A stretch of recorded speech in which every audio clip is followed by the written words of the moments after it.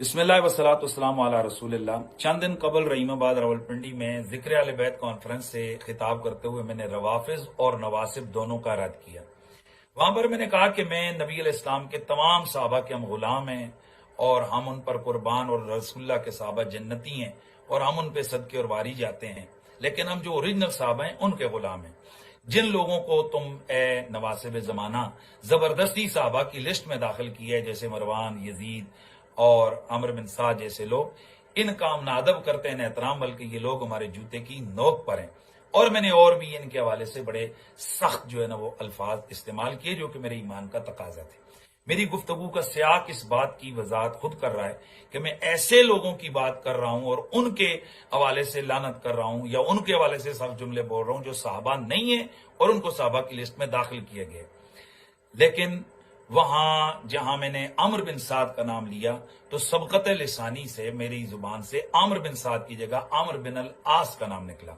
और सैयदना अमर बिन अल आस रज़ियल्लाहु तआला अन्हु ये साहबी रसूल हैं और यकीनन जलीलुल कदर साहबी हैं, साहिबुर रिवायत साहबी हैं, ये फातिह मिस्र हैं, मुजाहिद साहबी हैं और कुल्लु वअदल्लाहुल हुस्ना के तहत दाखिल होकर जन्नती साहबी हैं और दीगर बशारात इलाहिया और बशारत नबविया के तहत ये दाखिल हैं और इनकी बहुत बड़ी शान है।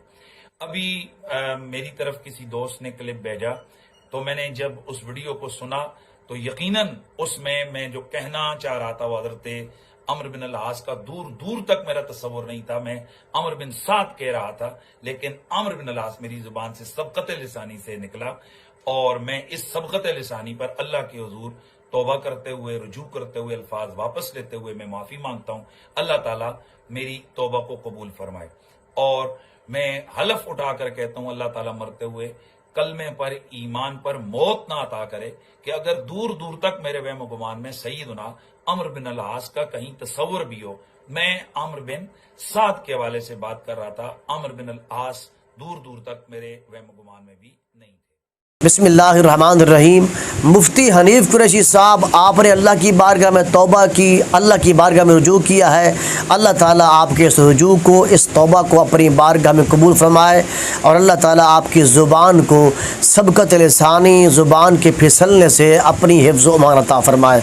हज़रत अमर बिन आस रज़ियल्लाहु तआला अन्हु नबी सल्लल्लाहु अलैहि वसल्लम के सहाबी हैं और हज़रत अमर बिन आस रज़ियल्लाहु तआला के मुतालिक जामे तिर्मिज़ी में ये हदीस मौजूद है। हदीस नंबर है 3789। हज़रत उक़बा बिन आमिर रज़ियल्लाहु तआला बयान करते हैं कि हुज़ूर नबी अकरम सल्लल्लाहु अलैहि वसल्लम शाह फरमाया, लोगों ने इस्लाम कबूल किया है और अमर बिन आस मोमिन हुए हैं। और इसी तरह जामे तिर्मिज़ी में ये हदीस भी मौजूद है। हदीस नंबर है 3780।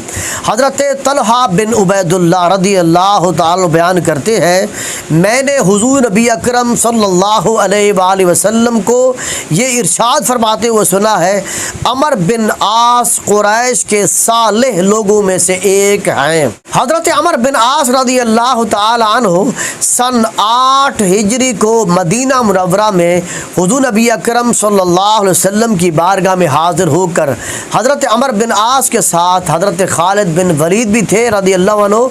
ये दोनों हज़रात ने इकट्ठे ही मदीना तैयबा में हुज़ूर नबी अकरम सल्लल्लाहु अलैहि वसल्लम की बैत करके इस्लाम कबूल किया था। और इसी तरह हज़रत अमर बिन आस रज़ियल्लाहु तआला अन्हु बहुत बड़े शुजा, बहादुर और जज्बा जिहाद से सरशार थे। कई ग़ज़वात और सरायात में शरीक हुए। चुनाचे हुज़ूर नबी अकरम सल्लल्लाहु अलैहि वसल्लम ने ग़ज़वा ज़ातुस सलासिल में आपको अमीर बनाया था, जबकि उसी ग़ज़वा में हज़रत सैयदना अबू बकर सिद्दीक़ रज़ियल्लाहु तआला अन्हु और सैयदना उमर फ़ारूक रज़ियल्लाहु तआला भी शामिल थे।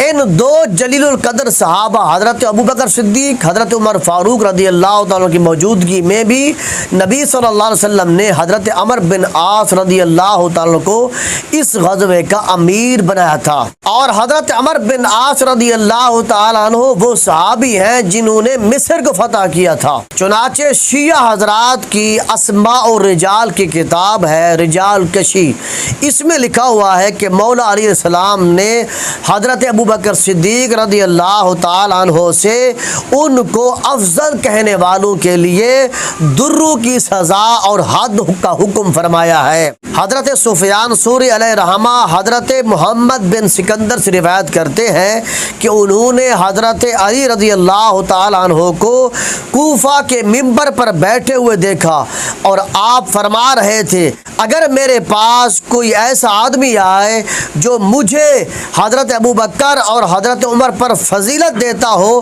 تو میں اس کو ضرور درے لگاؤں گا جو کہ مفتری کی حد ہے۔